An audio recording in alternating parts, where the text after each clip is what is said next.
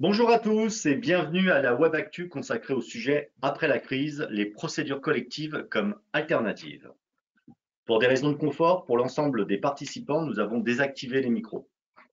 La Web Actu durera 20 minutes et la fin d'intervention sera consacrée à répondre à quelques questions. Une dernière information avant de commencer, vous pouvez télécharger le support de présentation dès à présent. Sans plus attendre, je passe la parole à notre expert. Bonjour, Hamdi Kazanci, expert au département Ville des Affaires. Je vous présente aujourd'hui la première webconférence sur les procédures alternatives pour les entreprises ayant des difficultés économiques. Elle sera consacrée à la procédure de conciliation et à la procédure de sauvegarde. La loi d'urgence sanitaire et ses ordonnances ont introduit des assouplissements permettant aux entreprises de s'en sortir en cette période de crise sanitaire. Quels sont les changements et les apports de la loi d'urgence sanitaire? Sans aborder les autres points des procédures collectives, nous nous efforcerons de vous présenter les lignes directrices des nouvelles dispositions. Nous traiterons des points suivants: la cessation de paiement et la règle des 45 jours, l'utilité de la procédure de conciliation et de ses impacts, et enfin, de l'importance de la procédure de sauvegarde pour relancer son activité. Ainsi, quelle est la situation de l'entreprise en cas de cessation de paiement? La cessation de paiement, c'est l'ensemble des entreprises durant cette période difficile qui doivent se poser cette question, de savoir si oui ou non elles sont en cessation de paiement. Quelle est cette règle? Elle est définie par l'article L631-1 du Code de commerce comme l'impossibilité pour le débiteur de faire face au passif exigible avec son actif disponible. Le passif exigible, c'est tout simplement l'ensemble des dettes de l'entreprise dans lequel on doit inclure aussi le passif échu non réclamé. L'actif disponible, quant à lui, c'est l'actif réalisable à bref délai, cette notion de bref délai n'étant pas réglementée. Cette notion de cessation de paiement aura une fonction déterminante sur la suite de la procédure applicable à cette entreprise en difficulté financière, puisqu'elle permet de définir la situation économique et comptable du débiteur. Ici, on parle de débiteur et non plus d'entreprise, car il devient redevable d'une certaine dette ou pour certains créanciers. En fonction de cette situation, l'entreprise pourra se mettre dans une situation de procédure collective classique ou une procédure type alternative. Et la cessation de paiement sera appréciée par le juge au moment de l'ouverture de la procédure. La cessation de paiement sera toujours analysée en prenant en compte le délai de 45 jours. Si l'entreprise est en cessation de paiement depuis au moins 45 jours, elle devra tout simplement recourir, en fonction de sa situation économique, soit à une procédure de redressement judiciaire, soit à une procédure de liquidation judiciaire. Mais si l'entreprise n'est pas en cessation de paiement, elle pourra tout simplement profiter de la procédure dite de conciliation, qui est une voie alternative permettant à l'entreprise de ne pas apparaître aux yeux du public comme en difficulté économique. C'est une procédure qui est totalement confidentielle. Ou encore la procédure de sauvegarde classique lorsque la société a de réelles difficultés économiques mais reste largement viable économiquement et financièrement. Récapitulons ce que nous venons d'aborder. Le juge constate si l'entreprise est en cessation de paiement ou pas. Si elle ne l'est pas, l'entreprise pourra demander soit la conciliation, soit la sauvegarde. Et à tout moment, pendant ces deux procédures, si le juge constate une cessation de paiement, l'entreprise basculera soit en redressement judiciaire, soit en liquidation judiciaire.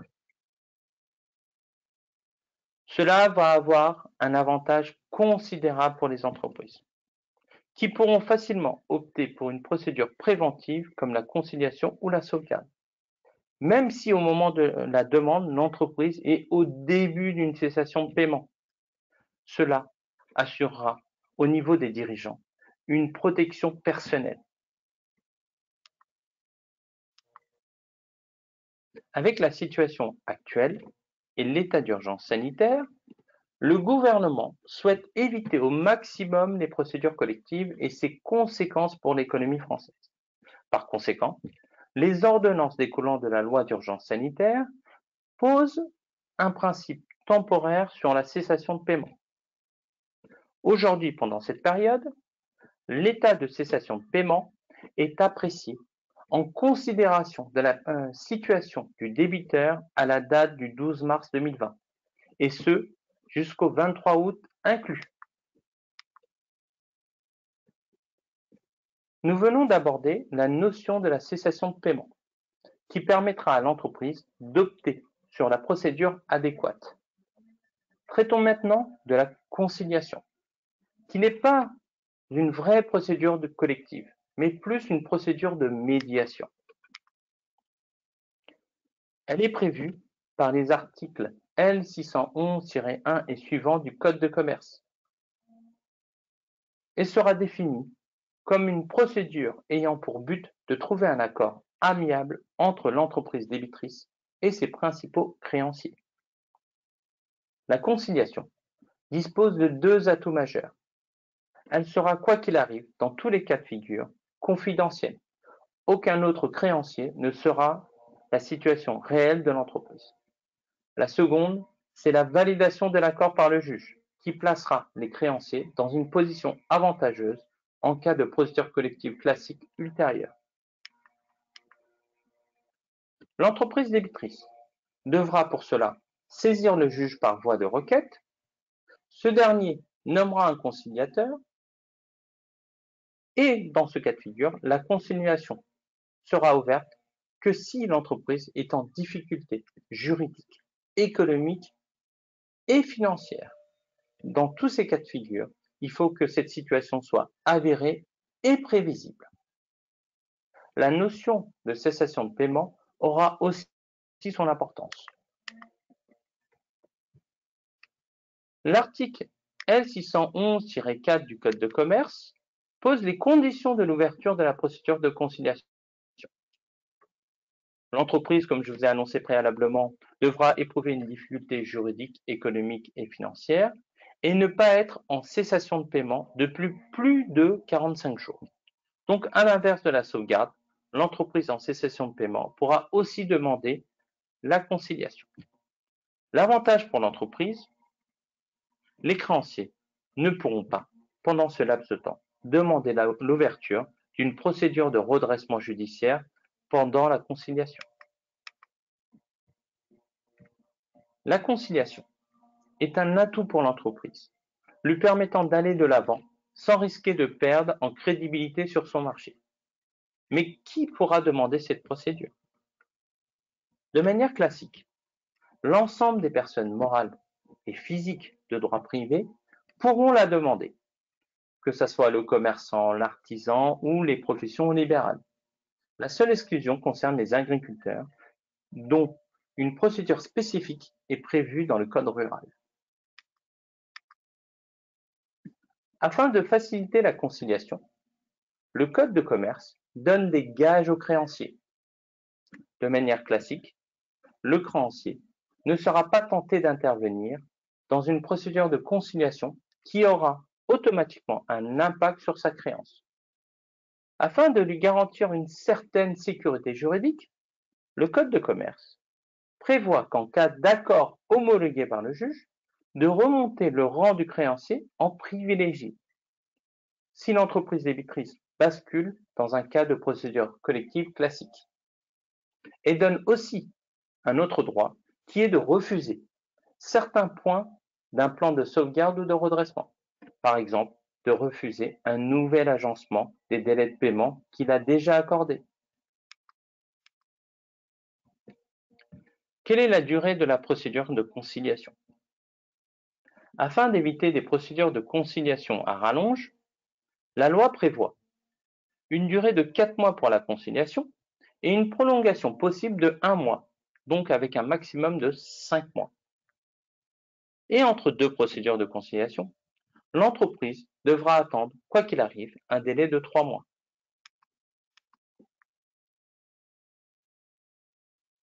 Comme dans le cadre de la conciliation, de la cessation de paiement, l'état d'urgence sanitaire aura aussi un impact au niveau de cette procédure.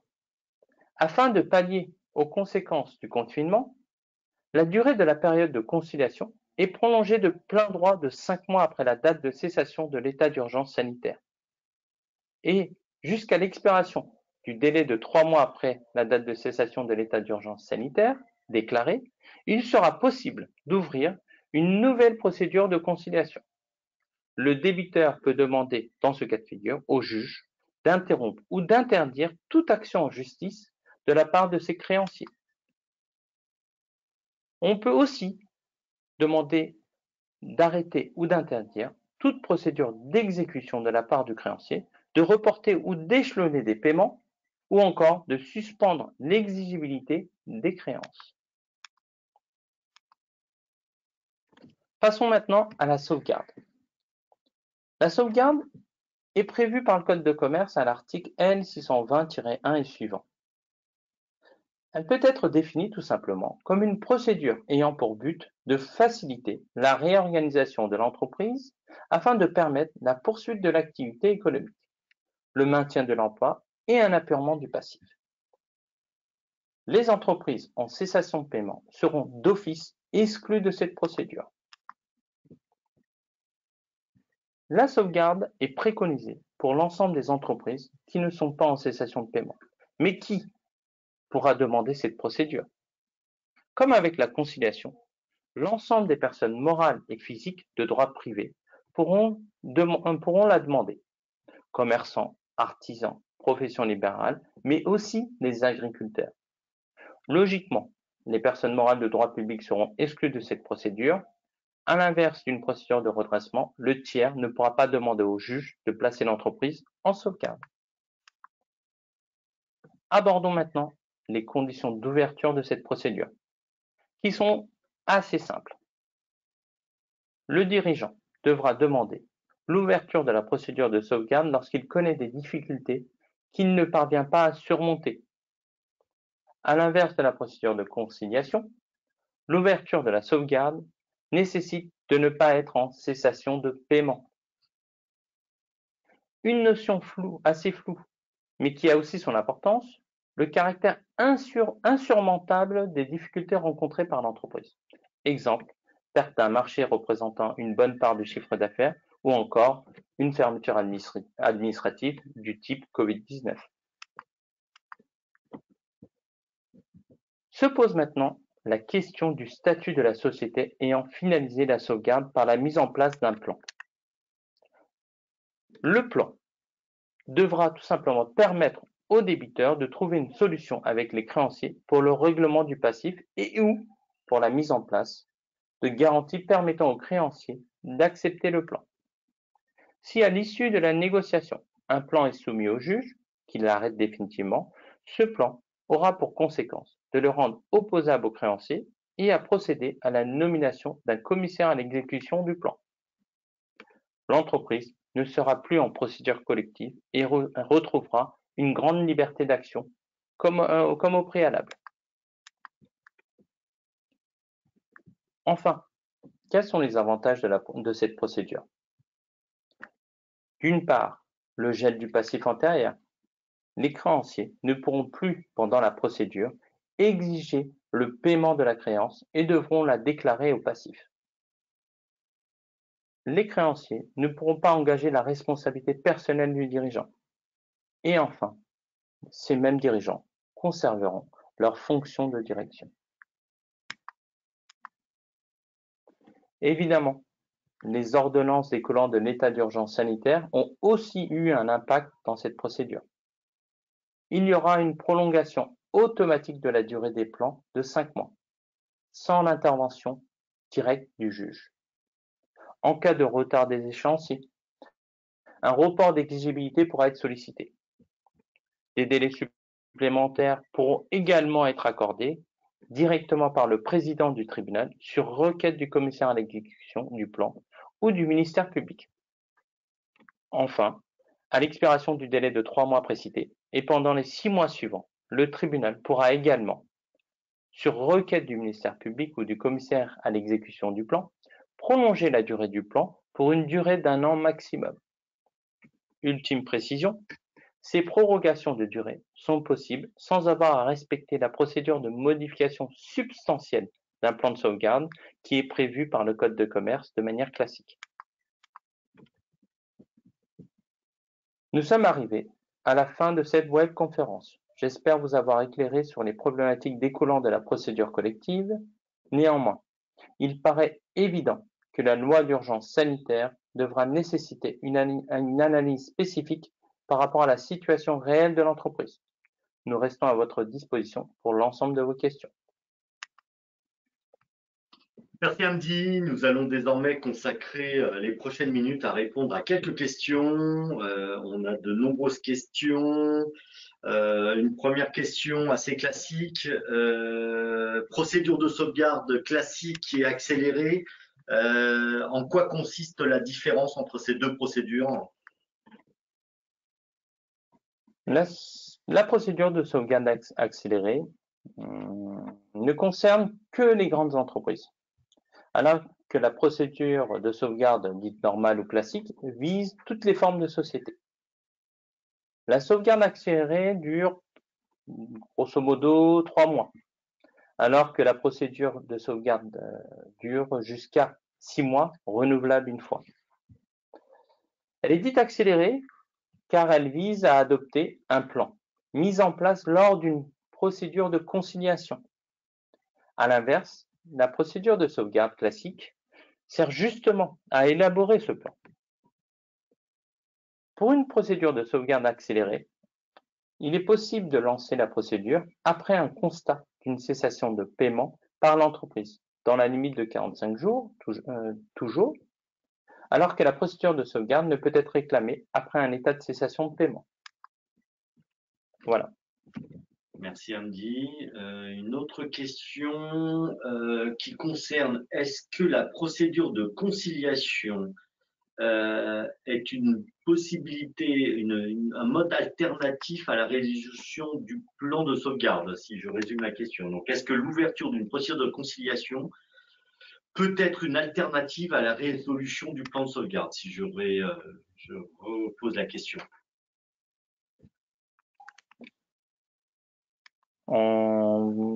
Il semblerait que oui.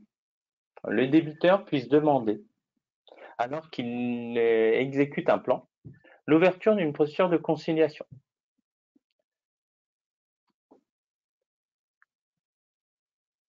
Cela entraînera, quoi qu'il arrive, dans la majorité des cas, une modification du plan existant. Cette procédure de conciliation est un atout pour l'entreprise, on l'a préalablement vu.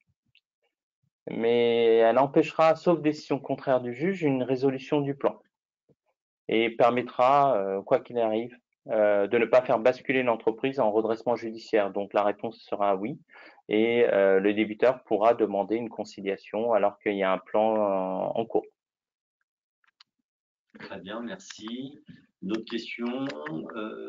Dans l'hypothèse d'une cession d'actions d'une société, est-ce que le plan de sauvegarde peut être remis en cause? Peut-il être remis en cause? Cette question arrive souvent, en fait. On se pose la question si les associés peuvent être tenus par le plan en cours, si j'ai bien compris. Les associés d'une société, ça reste des personnes qui sont tierces et sont simples bailleurs de fonds, mais ils peuvent être tenus par les dispositions du plan de sauvegarde ou même d'un plan de redressement. Quoi qu'il arrive, le jugement qui adopte le plan va rétablir l'entreprise dans ses prérogatives, dans la maîtrise de ses biens et dans la mesure du possible dans le respect du plan. Mais ça peut aussi toucher les associés. Et dans ce cas de figure, en fait, tout simplement, les associés qui ont souscrit des engagements découlant du plan s'engagent personnellement, donc dans leur denier, s'ils ne respectent pas le plan. mais le plan en tant que tel ne sera pas remis en cause automatiquement. Ce sera au juge de décider. Merci. Nous avons une question relative au rôle du conciliateur. Quel est le rôle exact du conciliateur dans la procédure de conciliation? La mission principale du conciliateur, comme je vous l'ai dit au préalable, c'est un médiateur entre le débiteur et le créancier.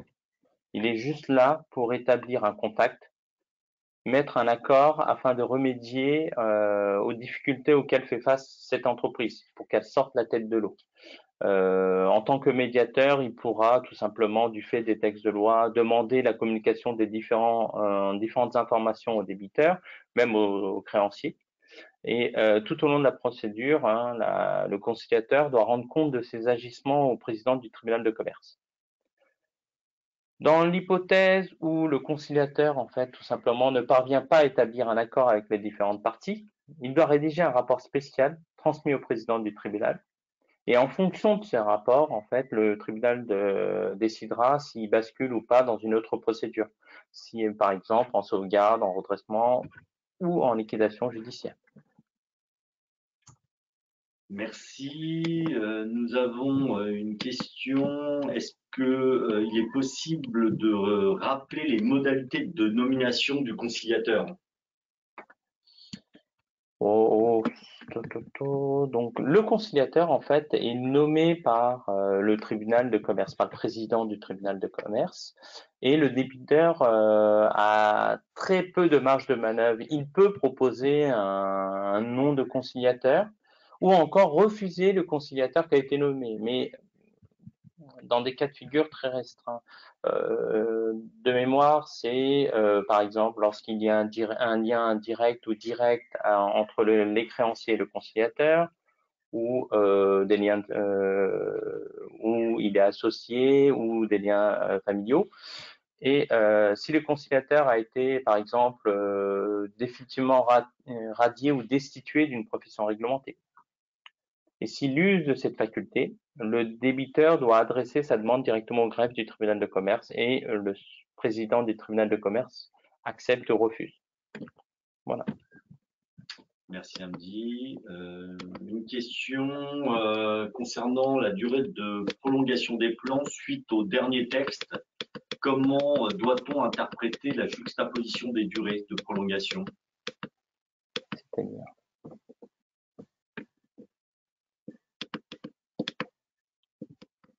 sinon, on peut passer à une autre question en attendant, peut-être. On a une question concernant la distribution de dividendes. Est-ce qu'elle peut remettre en cause la procédure, l'ouverture de la procédure collective?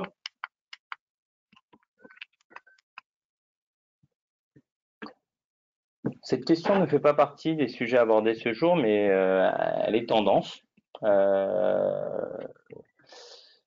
On avait tous pensé qu'à partir du moment où une entreprise recevait une aide, elle ne pouvait plus distribuer de dividendes. Cette aide pouvait être une aide fiscale avec les reports d'échéance ou sociale, ou tout simplement un prêt garanti.